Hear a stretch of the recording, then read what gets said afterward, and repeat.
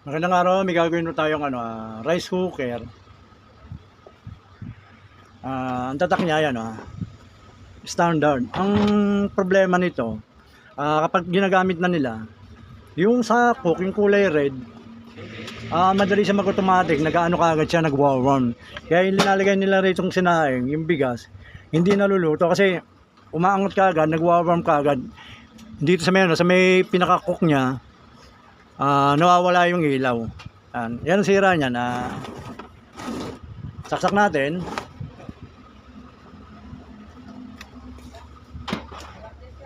Yung kulay red niya, meron naman. Ibig sabihin yan, gumagana yung cook. Maya maya, magwa-warm ka agad siya, hindi pa masyadong umiinit itong pinakakaldero ng rice cooker. Nag-ano ka agad siya, nagwa-warm. Yan, nakaganyan siya.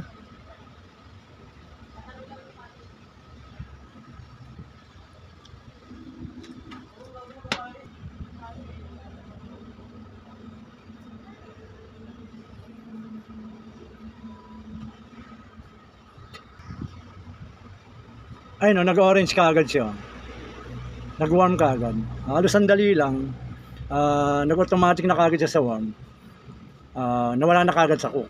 Kaya yung linalagyan nilang dyan, sinaing, hindi naluluto. Ma-off kaagad yung warm. Kailangan yan dito sa warm, tumagal siya, luto na yung sinaing, bago siya pumunta sa warm. Ito, hindi pa naluluto yung sinaing, may tubig pa, naka-warm na kaagad. Yan ang hanapin natin sila. Tanggalin natin.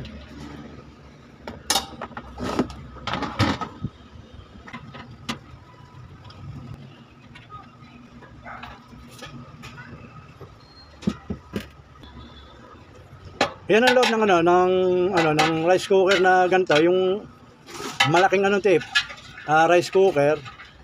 Hindi ito yung ordinaryong rice cooker. Bali ang ang heater niya, bali dalawa, ayan. Ito, isa sa gitna, tapos ito namang isa dito sa may gilid. Ayan. Tetest rin natin yan, titingnan natin kung okay pa. Gagamitan natin siya ng analog tester. Tetest rin natin yung dalawang heater na yan, kung okay pa, kung may resistance pa siya, para malaman natin na hindi dyan ang pinagmumulan ng sira. Ito munang yung isang heater. Okay naman yung isang heater, may resistance siya, kahit balikta rin. Ayun, meron siya. Itong isa, tester rin din natin.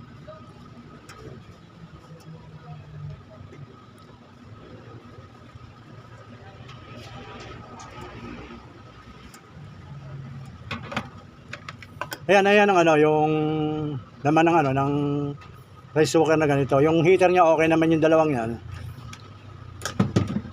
Bali ang nangyayari dito. Ito yung yung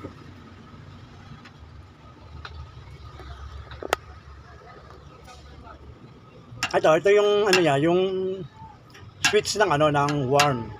Ito, kapag luto na yung sinaing at medyo lumalamig na, ito na ang gumagana, itong switch na daw yung warm. Ang switch ng cook, ito. Ayan. Ito siya, Ayan. Ito yung linya niya. Ito yung linya niya. Tapos ito yung pinaka-switch. Ang nangyayari dito, itong sa may pindutan doon sa may labas, yung pinaka-sa-cook niya, ito ang hindi gumagana. Ito, napansin ko rito, kapag ibinaba itong switch na to, ayan, ito dapat sa bumababa to, nagkakaroon siya ng contact. Itong dalawang to, nagkakaroon siya ng contact. Ang nangyayari, bumaba na itong pinaka niya sa switch niya sa cook, papunta dito sa temperature magnetic relay. Pero ito hindi gumagana. Dapat ganyan naka-contact siya. Ayan. Ang laki ng problema nito, ito umangat.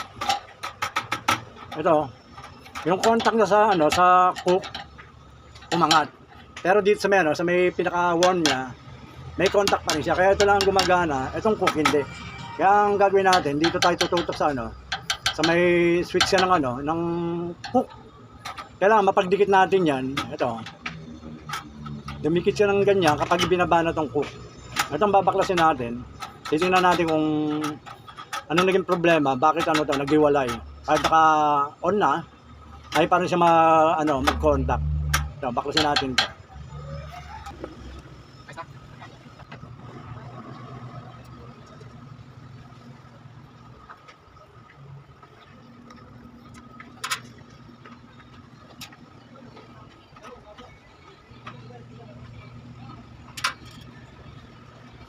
Bale ito yun, yung pinaka niya, contact switch niya yan, nagdidikit yan eh. Ganyan siya. Bale gagawin natin dito, lilinisin natin, tapos ito, ibababa natin to para magkaroon ulit siya ng contact dito. Ayan.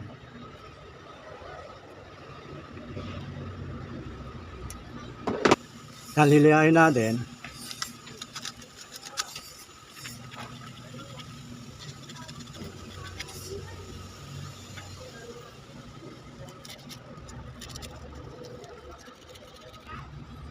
Ayan, nalihan na natin. Tapos ito, ano natin yan na kailangan may contact siya kapag binaba yung switch ng hook. Ayan.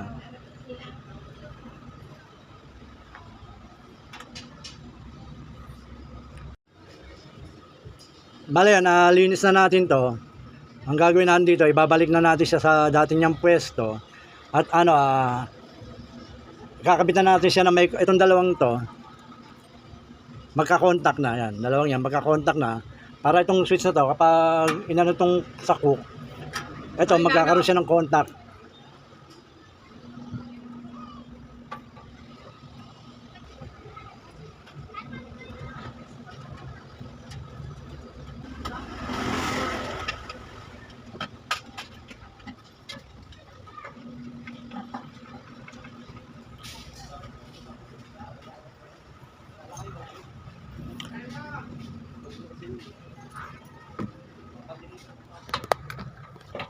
Kaya kung mapapansin mo itong dalawang to, ayan, magkadikit na siya. Hindi na malaki yung siwang, meron na siyang contact. Ayan, yung dalawang yan, meron na siyang contact. Para pag ibinaba ito, ayan meron na siyang contact. Hindi katulad kanina, nakataas pa rin siya. Ang layo na ng distansya yan. Ngayon, meron na siya. Ibig sabihin, kapag pinindot na itong pinakasakok niya rito, yan, yung ito, sa temperature niya, magnetic relay, ito, meron siyang contact dito. Ito kasi yung switch ng ng hook.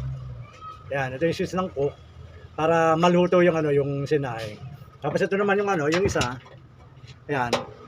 Switch to ng ng warm para kapag lumalamig na yung yung sinaing, ito ang gumagana para laging mainit. Yan ang trabaho ng dalawang yan. Bali ang gagawin natin ngayon, susubok na natin siya para malaman kung yung kulay red na kulay sa cook, kung tatagal na siya at makakaluto na ng sinaing.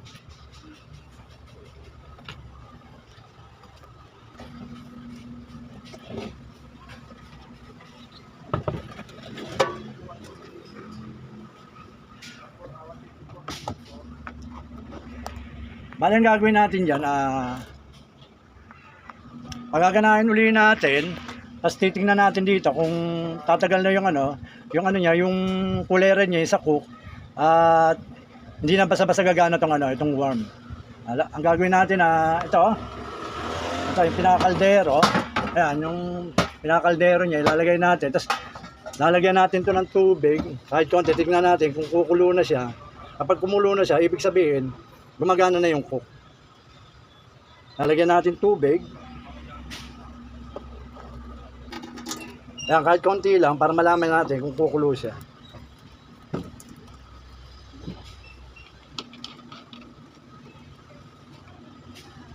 Sasara natin.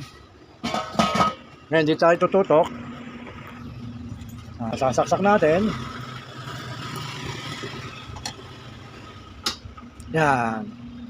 Nasa lang siya, nasa red. Ayan, yung kulay niya, kulay red, ibig sabihin, nasakbok lang siya. Ngayon, titingnan natin kung kukulo yung tubig dito sa loob.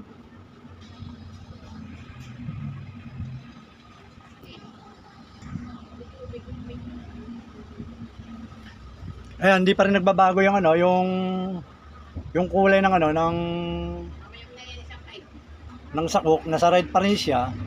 Hindi na siya maangat doon sa may pinaka-warm kahit matagal ng ano, matagal nang nakasaksak. Ngayon titingnan natin tong ano, yung loob. Tingnan natin kung may pagbabago. Ayun oh. Kumukulo na yung tubig.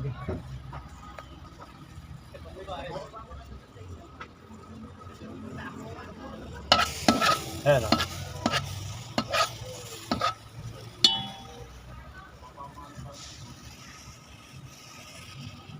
Yan, umuusok na siya. Ibig sabihin, gumagana na yung cook ng matagal. Kapag nilagyan nila ito ng, ano, ng sinaing, maluluto na yan. Kumukulo na siya yan.